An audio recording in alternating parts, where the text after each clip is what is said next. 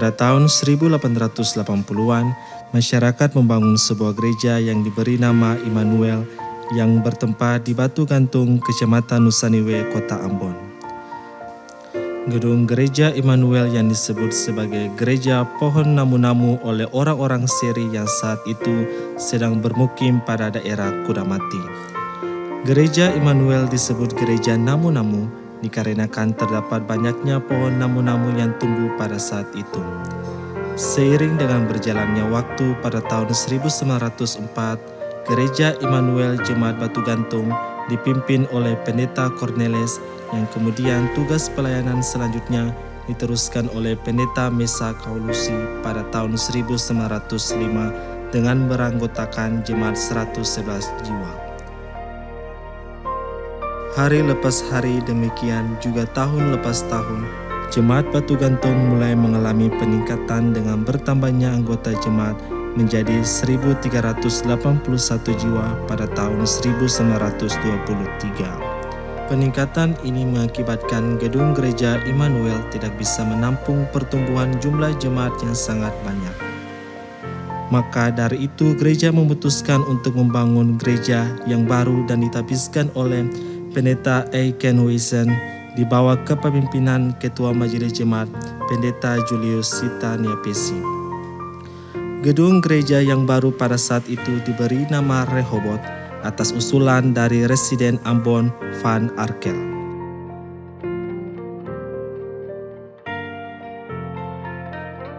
Nama Rehoboth diambil dari kitab Kejadian 26 ayat 22 dan nama ini dikonotasikan sebagai sumur perdamaian dikarenakan situasi dalam jemaat saat itu yang bertikai. Kehadiran orang-orang Kristen saat itu sebagai warga kota Ambon yang bekerja sebagai pegawai pemerintah negeri Belanda dan swasta, dalam hal ini gereja dan pengusaha maupun para pendatang dari sekitar kota Ambon seperti Amahusu, Eri, Selale, Latuhalat, Seri, dan Siwang, serta pulau-pulau di sekitarnya terutama dari Kepulauan Liase yaitu Saparua, Haruku, dan Nusa Laut, dan menempati daerah Batu Gantung.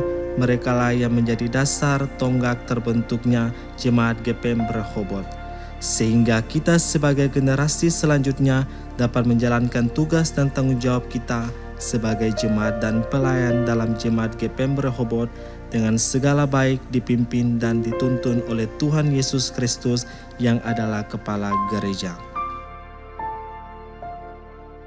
Pada tahun 2021 saat ini, dengan berkembangnya Jemaat GPM Rehoboth, jemaat ini tercatat memiliki badan pelayanan diantaranya 33 sektor pelayanan yang di dalamnya terdapat 80 unit, 35 wadah pelayanan laki-laki, 38 wadah pelayanan perempuan, 33 SMTPI, dan 27 ranting AMGPM.